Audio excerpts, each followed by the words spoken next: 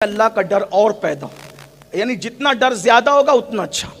اب کعب بیان کرنے لگے، پھر اس کے بعد گفتگو کا آخری حصہ اینڈ کی طرف ہم جائیں۔ کعب کہتے ہیں، کعب امیر المومنین، جہنم جب قیامت کے دن لائی جائے گی، محشر میں جہنم کو لائیں گے، 70,000 فرشتے جہنم کے منہ میں آگ کی لگام دے کر اس کو کھینچ کر لائیں، تو محشر میں جہنم 3 مرتبہ سانس لے گا۔ کعب بیان کر رہے فاروق اعظم کے سامنے 3 بار۔ نمبر 1، پہلی بار جب وہ سانس لے گا اور اس کے شرارے اٹھیں گے تو کعب کہتے ہیں امیر المومنین، لوگوں کا حال یہ ہوگا کہ سارے لوگ اس آگ کو دیکھ کر کے جو شرارے اٹھیں گے سب بھول جائیں گے، کچھ ان کو یاد نہیں رہے گا، سب بھول جائیں گے۔ دوسری مرتبہ جب جہنم سانس لے گا اور اس کے شرارے اٹھیں گے تو جتنے محشر والے ہوں گے ان کا دل سینے سے نکل کر ان کے حلق میں اٹک جائے گا۔ توجہ، مچھلی کا کانٹا اگر حلق میں پھنستا ہے تو کیا ہوتا ہے؟ نرم نرم گیہوں کی روٹی کا لقمہ اگر حلق میں پھنستا ہے تو کیا ہوتا ہے؟ کعب احبار کہہ رہے امیر المومنین، یہ دل سینے سے نکل کر حلق میں پھنسے گا، یہ حال ہوگا۔ سوچو، اللہ کہہ رہا ہے اس دن کی فکر کر۔ کیا فکر ہے؟ کیا بھیجا ہم؟ یہی جھوٹ بولتے، غیبتیں کرتے رہے، وعدہ خلافی کو کبھی گناہ بھی نہیں سمجھا، بہنوں کی حق تلفی کو کبھی گناہ بھی نہیں سمجھا، پھوپھیوں کی بددعا کو کبھی گناہ بھی نہیں سمجھا، ماں باپ کو چھوڑ کے بھاگنے کو کبھی گناہ بھی نہیں سمجھا۔ کہاں رہے؟ کس دنیا میں رہے؟ عیش عیش عیش، آرام آرام آرام۔ مولانا اللہ کریم معاف کرے گا۔ اللہ کو کریم جاننے والے اور اللہ کو کریم جان کر گناہ کرنے والے میرے بھائی، کبھی تو نے اللہ کو قادر جان کے زہر کھایا؟ کبھی اللہ کو قادر جان کے چھری اپنے پیٹ میں ڈالی؟ نہیں۔ ارے جب وہ کریم ہے، گناہ پہ بخش سکتا ہے تو وہ قادر بھی ہے، زہر کھانے کے بعد بھی تجھے زندگی دے سکتا ہے، چھری پیٹ میں ڈالنے کے بعد بھی تجھے زندہ رکھ سکتا ہے۔ لیکن اللہ کو قادر سمجھ کر نہ کبھی پیٹ میں چھری ڈالی، نہ اللہ کو قادر سمجھ کے کبھی زہر کھایا۔ جب اللہ کو قادر جان کے زہر نہیں کھاتا تو اللہ کو کریم جان کر گناہ کیسے کرتا ہے؟ اس کے غضب کو چیلنج کیسے کرتا ہے؟ ہاں، رات کے 3 بجے تک فلم دیکھتا رہا، لیکن کبھی رات اس نیت سے نہیں جگا کہ چلو فجر کا وقت قریب ہے، اگر لیٹ سوں گا تو فجر چھوٹ جائے گی۔ نہیں، ہاں، سیٹ نے اگر دھمکی دی نوکری پہ جلدی نہیں آئے گا نا تو میں تجھے نوکری سے نکال دوں گا۔ 10,000 کی نوکری پر رکھنے والے سیٹ کی دھمکی پر پوری رات بے چینی میں گزاری کے ٹائم ہوگا تو نوکری پہ جاؤں گا۔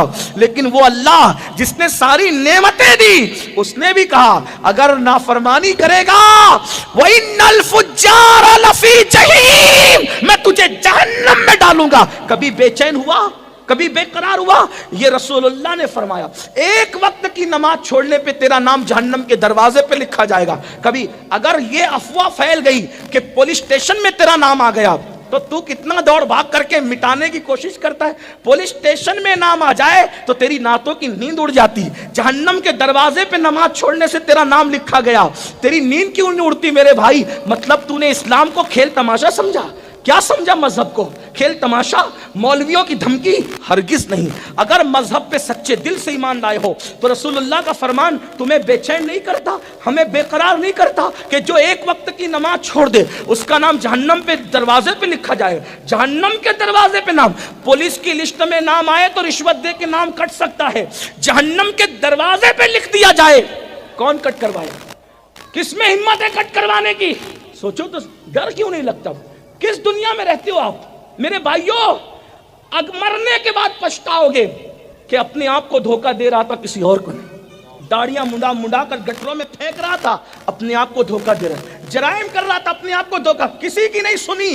یہ دنیا ہے، پہلی اور آخری بار آئے ہو، نہ اس کے بعد پھر آؤ گے، نہ اس سے پہلے کبھی آئے تھے، سب برباد ہوگا۔ یاد رکھنا، دنیا کے امتحان میں ناکام ہو جاؤ گے، پھر چانس ہے کامیاب ہونے کا۔ اللہ کے امتحان میں ناکام ہو گئے، کوئی چانس نہیں ملے گا۔ آئیے جلدی جلدی بات پوری کر لوں۔ کیا فاروق اعظم کو کعب کہتے امیر المومنین، دل حلق میں اٹکیں گے حلق۔ کیا وقت ہو اللہ، ہم تجھی سے مدد چاہتے، اے کروڑوں ماؤں سے زیادہ محبت کرنے والے، آج تیرے بندے تیری ہی پناہ چاہتے ہیں۔ تیرے محبوب کے بارے کے بتائے ہوئے جو باتیں ہم اس پہ ایمان لاتے ہیں، لیکن تجھ سے تیرے کرم کا سوال کرتے. پھر فاروق اعظم اتنا روئے، داڑھی بھیگ گئی، آنسو داڑھی سے ٹپکنے لگے، حالت غیر ہو گئی.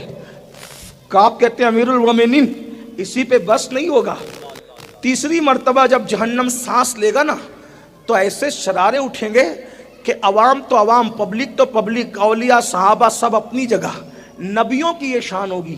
تیسری مرتبہ جہنم کی آگ کو، اس کے شراروں کو اٹھتا دیکھ کر نبیوں کی کیا شان ہوگی وہ سن لیں.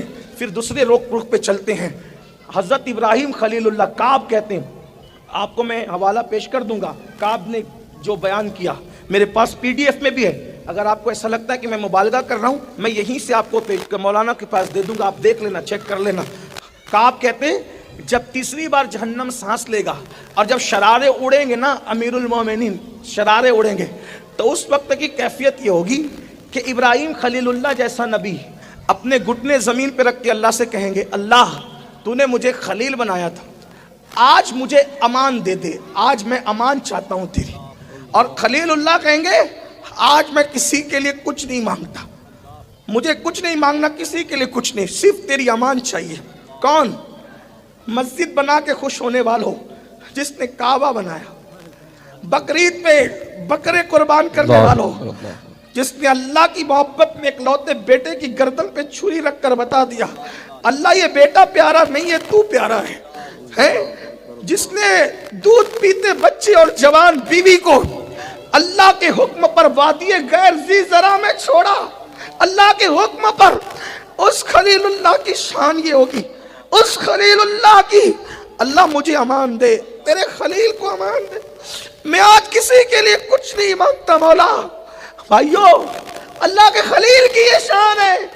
میں اور آپ کہاں کھڑے ہو؟ کہاں کھڑے ہو؟ جرائم کرنے والے میرے بھائیو، جرم کرنے والے، گناہ کرنے والے، پاپ کرنے والے، راتوں کے پاپی بن کے صبح کو سفید کپڑے پہن کر مخیر قوم و ملت، مسجد کے متولی اور پتہ نہیں کیا کیا جھوٹے القابات اپنے ساتھ لگا کر سو کارڈ عزت دار بننے والوں، ہمارا کیا بنے گا؟ اگر کوئی ہمارے نام کے ساتھ حاجی کہنا بھول جائے تو ہم لقمہ دیتے، میں نے حج بھی کیا.